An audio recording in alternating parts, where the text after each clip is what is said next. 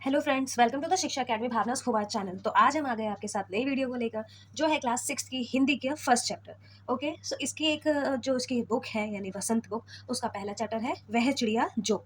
तो हम यहाँ पे इसकी पहले कविता देखेंगे, जो एक कविता लिखी हुई है जो कि फर्स्ट चैप्टर है। तो आइए देखते हैं बच्चों कविता इसकी। तो कविता की जो पहली पंक्ति है हम उसे पढ़ते हैं। वह चिड़िया जो चोंच मारकर दूध भरे जुंडी के दाने रुचि से रस से खा लेती है, वह छोटी संतोषी चिड़िया नीले पंखों वाली मैं हूँ, मुझे अन्न से बहुत प्यार है। तो जैसा कि आप यहाँ पे देख पा रहे हैं कि जो हमारी पहली जो पूरा पैरा है, जो पूरी पंक्तियाँ हैं, वो क्या कह रही है कविता की, यानी जो इसके राइटर है जिन्होंने ये कविता लिखी है, केदारनाथ अग्रवाल जी, वो कह रहे हैं कि मैं अपने आप को एक नीले पंखों वाली चिड़िया समझता हूँ। और मैं क्या करता हूँ, मुझे ऐसा लगता है कि मैं दूध भरी जुंडी के दाने रुचि से रस से खा लेता हूँ। यानी वो अपने आप को एक नीले पंखों वाली छोटी सी चिड़िया समझ रहे हैं, जो कि क्या करती है, दूध भरी जुंडी के दाने रुचि से रस से खा लेती है। दूध भरी जुंडी के दाने मतलब जुंडी एक तरह का अनाज होता है, उसमें से अगर आप उसे तोड़ोगे तो उसमें से कुछ व्हाइट व्हाइट यानी सफ़ेद कलर का निकलता है, सफ़ेद रंग का, जिसे क्या कहा गया है, दूध भरे। इसलिए उसे दूध भरे कहा गया है क्योंकि उस अनाज में से सफ़ेद सफ़ेद दूध जैसा कुछ निकलता है।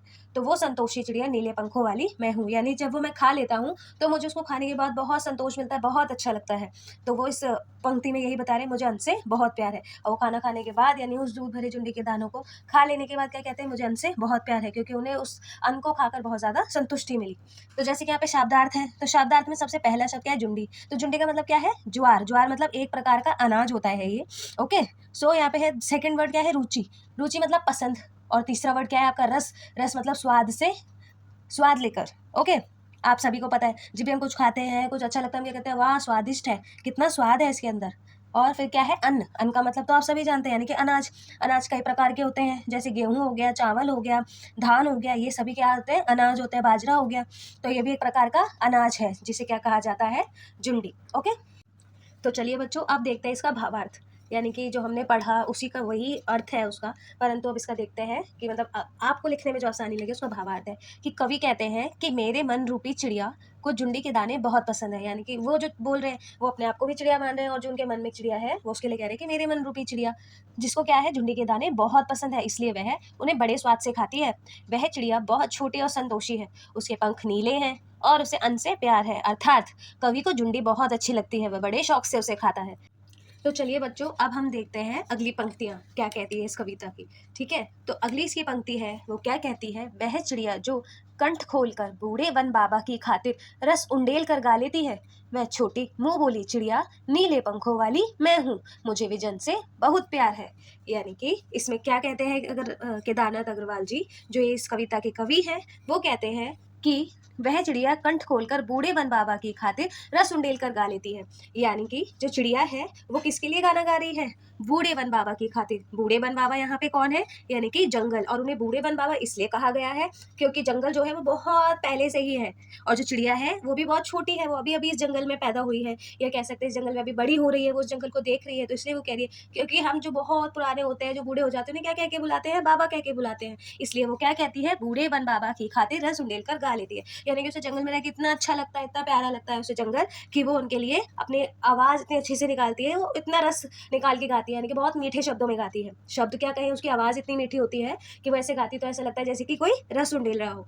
वह छोटी मुँह बोली चिड़िया नीले पंखों वाली मैं हूँ, यानी कि मेरा मुँह तो छोटा है लेकिन मैं गाती बहुत अच्छा हूँ, मुझे विजन से बहुत प्यार है। यानी कि विजन का मतलब क्या होता है, जैसे कि आप जंगल में देखते हो तो आपको अलग अलग दृश्य दिखाई देंगे, कहीं नदियाँ दिखाई देंगी, कहीं पक्षी चहचहाते दिखाई देंगे, कहीं आपको फल दिखाई देंगे, कहीं आपको अच्छे सुंदर सुंदर फूल दिखाई देंगे, आपको पहाड़ दिखाई देंगे। तो ये सब क्या होता है, जंगल में अलग अलग चीज़ें जिन्हें हम कहते हैं दृश्य। तो ये सब वो दृश्य होते हैं जिन्हें देख के सबका मन बहुत ज़्यादा प्रफुल्लित हो जाता है।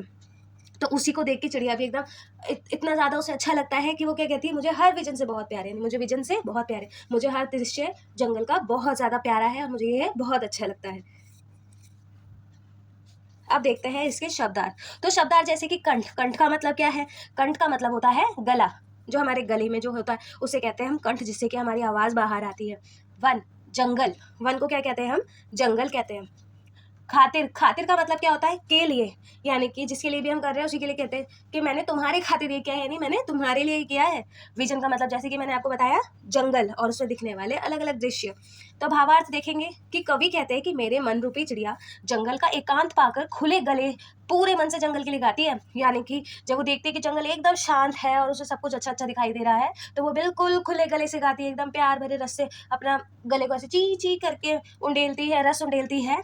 ओके, उस छोटी नीले पंखों वाली चिड़िया को जंगल से बहुत प्यार है, अर्थात वो चिड़िया एकांत पाकर बहुत प्रसन्न होती है। एकांत पाकर हर कोई प्रसन्न होता है, क्योंकि जब आप एकांत में होते हो ना, तो आपको अपने आप को जानने का मौका मिलता है। एकांत का मतलब होता है यानी कि आप अकेले हो, अकेले, और आप उस चीज़ में अगर अपना कुछ अच्छा काम कर रहे हो, अपनी कोई हॉबी है, जैसे आपको लिखना अच्छा लगता है, पढ़ना अच्छा लगता है, आपको सिंगिंग अच्छी लगती है, डांसिंग अच्छी लगती है, तो आप उस टाइम उसकी प्रैक्टिस कर सकते हो। ये तो एक चिड़िया है जो कि उसे इतना अच्छा लग रहा है कि वो गा रही है। सोचो, आप तो स्टूडेंट्स हो, आप तो बच्चे हो, आपको क्या क्या अच्छा लगता है? आपको ड्राइंग अच्छी लगती है, आपको नाचना अच्छा लगता है, आपको गाना अच्छा लगता है, आपको कुछ भी अच्छा लगता होगा, आपको ड्राइंग करना अच्छा लग गया, मान लो आपको कलर भरना अच्छा लग गया, तो जब आप अकेले हो, ज़रूरी नहीं आप अपना टाइम वेस्ट करो, आप क्या करो, उसे अपनी हॉबी में लगाओ और अपनी हॉबी और ज़्यादा परफेक्ट बनाओ। तो वो चिड़िया भी ऐसी है कि जब वो एकांत में पाकर इतनी प्रसन्न होती है कि वो खुले मन से गाती है, खुले कंठ से गाती है, और जंगल से उसे बहुत ज़्यादा प्यार है। तो आइए बच्चों, अब हम देखते हैं इसकी तीसरी पंक्ति यानी कि तृतीय पंक्ति। तो उस तृतीय पंक्ति में केदारनाथ अग्रवाल जी ने क्या कहा है कि वह चिड़िया जो चोंच मारकर चढ़ी नदी का दिल टटोलकर जल का मोती ले जाती है, वह छोटी गर्बीली चिड़िया नीले पंखों वाली मैं हूँ, मुझे नदी से बहुत प्यार है। वो कहते हैं कि वह छोटी चिड़िया चोंच मारकर चढ़ी नदी का दिल टटोलकर जल का मोती ले जाती है। मतलब पहले उस चिड़िया ने, पहले जो पंक्ति आपने पढ़ी थी, तो उसमें क्या बोला था कि वह चिड़िया जो जुंडी के दाने रस भरे खा लेती है। यानी कि सबसे पहले उसने क्या किया, सबसे पहले उसने एक जुंडी का जो एक ज्वार यानी अनाज है उसका रस पिया, ठीक है, रस खाया मतलब। तो उसके बाद अब क्या करा, फिर दूसरी जो पंक्ति आई, द्वितीय जो पंक्ति आई, उसके अंदर उसने गाना गाया। अब जब उसने खाना खा लिया, गाना गाया, तो अब उसके बाद क्या, खाना खाने के बाद तो पानी पीना होता है ना, तो वो भी पानी पीने आई है। तो वो क्या कह रही है कि जो चढ़ी नदी का दिल टटोर कर जल का मोती ले जाती है, यानी कि जो नदियां बह रही होती है उसके अंदर से जो पानी होता है वो उसमें से पानी पीती है। और चिड़िया तो आपको पता है ऐसे बूंद बूंद पानी पिएगी, क्योंकि उसका तो खुद ही इतना उसकी चोंच इतनी छोटी सी होती है। तो जब वो पानी पिएगी तो जो पानी है वो किस तरीके से जाएगा, एक छोटा सा मोती की तरह उसके मुंह में जाता है, तो जल का मोती ले जाती है। और जो चिड़िया पशु पक्षी है, इनका जीवन क्या है, इनका जीवन है थोड़ा सा अनाज और पानी, इसी से तो ये लोग चलते हैं। तो वो यही कह रहे हैं कि चढ़ी नदी का दिल टटोर कर जल का मोती ले जाती है वह छोटी गर्बीली चिड़िया नीले पंखों वाली मैं हूँ। यानी कि केदारनाथ अग्रवाल जी कह रहे हैं कि वो छोटी चिड़िया मैं हूँ जिसे जल का मोती ले जाती है। मुझे नदी से बहुत प्यार है, जब उसको पानी मिल गया तो जो चीज़ हमें मिलती है हम उसको कहते हैं मुझे इससे बहुत ज़्यादा प्यार है, मुझे बहुत अच्छा लगता है। तो चिड़िया को भी खाना खाने के बाद पानी मिल गया तो उसने क्या बोला, मुझे नदी से बहुत प्यार है। तो आइए अब इसी इन्हीं पंक्तियों की जो हमारी आखिरी पंक्ति थी इसके हम शब्दार्थ देखते हैं। तो उसका पहला शब्दार्थ है चढ़ी बाढ़ से भरी, सॉरी चढ़ी, चढ़ी का मतलब क्या हो गया, बाढ़ से भरी। बाढ़ यानी कि इतनी नदी में इतना पानी कि जब बाढ़ आ जाए, ऐसा फील हो कि बाढ़ आ जाए। तो चढ़ी का मतलब क्या है, जो नदी बहुत ज़्यादा पानी से भरी हुई है। टटोलकर, टटोलकर का मतलब क्या होता है, छूकर, यानी कि चढ़ी नदी का दिल टटोलकर।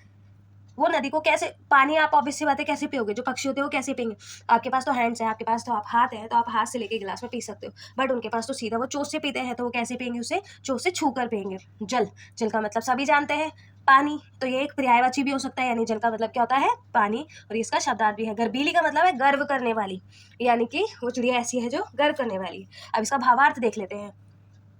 कवि कहते हैं कि मेरे मन रूपी चिड़िया बहुत बहादुर है, वह बाढ़ से भरी नदी के बीच से पानी की बूंद रूपी मोती ले आती है। उसे अपने पे गर्व है और वह नदी से बहुत प्यार करती है, अर्थात वह चिड़िया कठिन से कठिन स्थिति में भी नहीं घबराती, उसे इस बात का गर्व है। यानी कि जो चिड़िया है, जब उसे प्यास लगी है तो वो अपने लिए क्या, पानी लेने के लिए एक बाढ़ भरी नदी में भी उतर जाती है। तो उसे ये डर नहीं होता कि वो डूब जाएगी या कुछ होगा। अगर उसे पानी चाहिए तो वो उस खतरनाक नदी से भी अपना पानी, जितना उसे पानी लेना है या पीना है, वो उस काम को करती है। तो इसलिए यहाँ पे जो हमारे कवि हैं उन्होंने क्या कहा है कि मुझे अपने पर गर्व है, चिड़िया खुद कह रही है, यानी कि वो चिड़िया के रूप में कह रहे हैं कि मुझे ना अपने आप पे गर्व है और मैं नदी से बहुत ज़्यादा प्यार करती है, था तो चिड़िया कठिन से कठिन स्थिति में भी नहीं घबराती, उसे इस बात का गर्व है। यानी कि कोई भी कठिन परिस्थिति आ जाए ना बच्चों, तो आपको भी नहीं घबराना, आपको सिर्फ उसका सोल्यूशन देखना है, क्योंकि कोई भी परिस्थिति हो ना, उसका ऐसा कुछ नहीं है कि कोई सोल्यूशन नहीं निकल सकता। हर एक डिफिकल्ट चीज़ का ना सोल्यूशन ज़रूर होता है, बस आप थोड़ा सा उसके बारे में सोचो और सोल्यूशन आपके सामने। तो चलिए अब हम करते हैं इसके प्रश्न उत्तर। ओके।